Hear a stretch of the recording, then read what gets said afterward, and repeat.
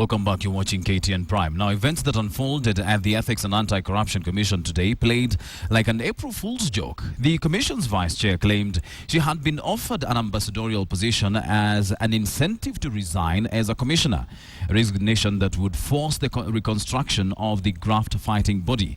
And as KTN's Edith Kimani now explains, this latest development has raised one critical question. Whose hand is at play in all this?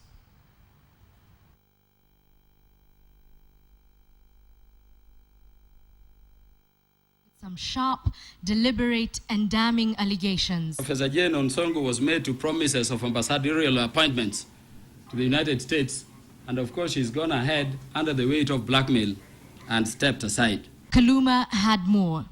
He claimed that Professor Jane Onsongo's resignation from the Ethics and Anti-Corruption on Tuesday is part of a larger plan to paralyze the graft-fighting body. The chair headed to the State Law Office, to the Office of the Solicitor General, where the chair, together with the Solicitor General and Mohammed Abdikadir, the Constitutional and Legal Affairs advisor to the President, sat, called Commissioner Jane Onsongo, Commissioner Irene Keino, and demanded they have to leave those offices.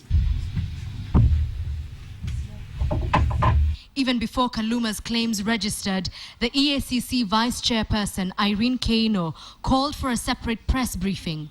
Hers were to be even more shocking revelations.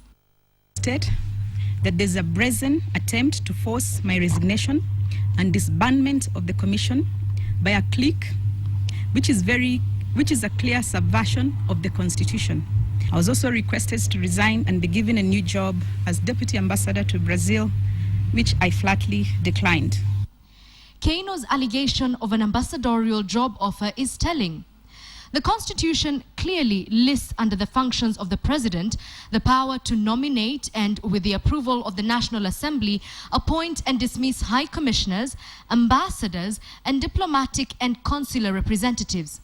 So, did the job offer to Keino come from the person who has the power to give her the job?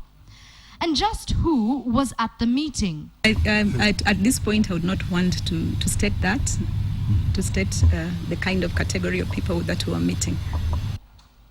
Perhaps more telling is what a potential resignation by Keino would mean for the EACC.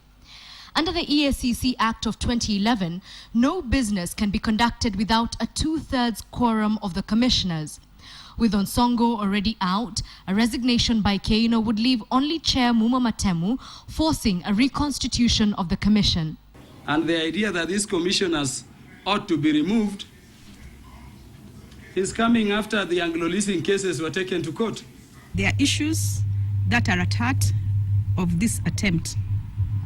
Matters pertaining to Anglo-leasing, current land, matters relating to Integrity Center and its relationship with the Deposit Protection Fund Board, Geothermal Development Corporation, and Mumia's Sugar, to mention a few. The revelations at Parliament and Integrity Center may have inadvertently opened a Pandora's box. Just who is behind these allegations? Does it have anything to do with the now infamous list of shame? More importantly, will the EACC survive this latest onslaught? Edith Kimani, KTN.